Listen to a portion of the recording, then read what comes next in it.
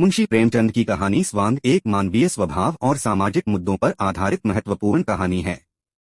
इस कहानी में प्रेमचंद ने समाज की नैतिकता, दिखावा और लोगों के आचरण पर एक प्रबल प्रहार किया है। कहानी में इंसान की इच्छाओं और उसकी असली प्रकृति के बीच के संघर्ष को चित्रित किया गया है। यहाँ प्रस्तुत है स्वांग का सारांश और उसका 2000 शब्दों में विस्तार से विवरण। कहानी का सारांश। कहानी स्वांग एक साधारण गांव के समाज का चित्रण करती है, जहां लोग दिखावे के पीछे अपनी असलियत छिपाने का प्रयास करते हैं। कहानी में मुख्य पात्र एक पंडित जी हैं, जो अपने आप को अत्यधिक धार्मिक और ईमानदार दिखाते हैं, लेकिन अंदर से स्वार्थी और धूर्त होते हैं। वे गांव में सभी के सामने भले और परोपकारी होने का दिखावा करते हैं, पर उनके कर्म और बातें विपरीत होती हैं। कहानी इस बात को उजागर करती है कि किस प्रकार समाज में लोग अपनी असली पहचान और चरित्र को छिपाते हुए दूसरों के सामने दिखावे का मुखौटा पहनते हैं। विस्तार। समाज और दिखावा।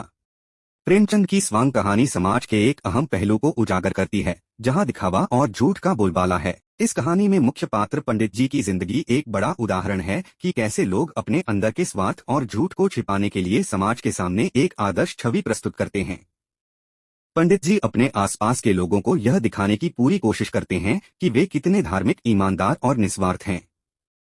वे गांव में अपनी प्रतिष्ठा को बनाए रखने के लिए कई तरह के कृत्य करते हैं, जैसे कि वे दिखाते हैं कि वे गरीबों की मदद करने वाले हैं, लेकिन जब कोई मदद की जरूरत होती है तो वे तुरंत बहाना बनाते हैं। पंडित जी का व्यक्तित्व। कहानी के प्रमुख पात्र पंडित जी समाज के एक प्रतीक के रूप में देखे जा सकते हैं, जो अपने आप को दूसरों से श्रेष्ठ दिखाने के लिए किसी भी हद तक जा सकते हैं।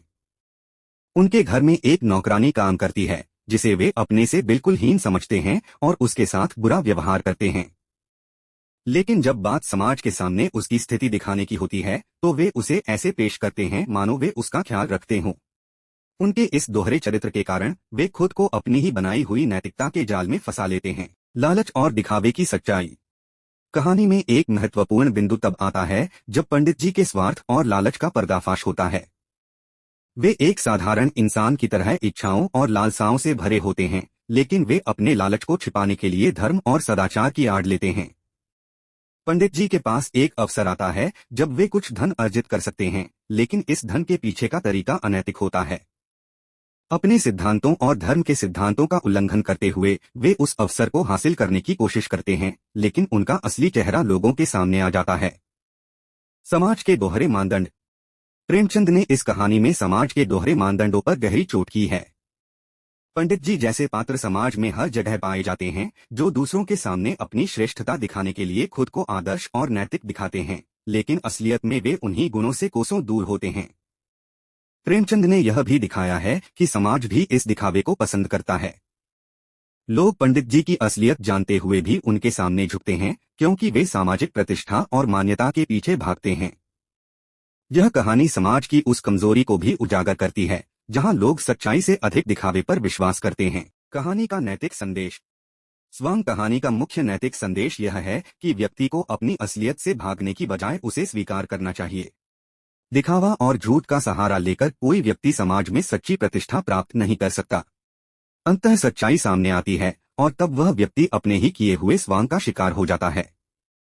प्रेमचंद ने इस कहानी के माध्यम से यह संदेश दिया है कि समाज में सच्चे और ईमानदार लोगों की ही प्रतिष्ठा स्थायी होती है। दिखावे के पीछे छिपा स्वार्थ और लालच किसी न किसी दिन उजागर हो जाता है। निष्कर्ष। मुंशी प्रेमचंद की कहानी स्वांग आज भी उतनी ही प्रासंगिक है जितनी अपने समय में थी। यह कहानी हमें हमारे समाज के उन पहलुओं को दिखाती है जिन्हें हम अक्सर अनदेखा कर देते हैं।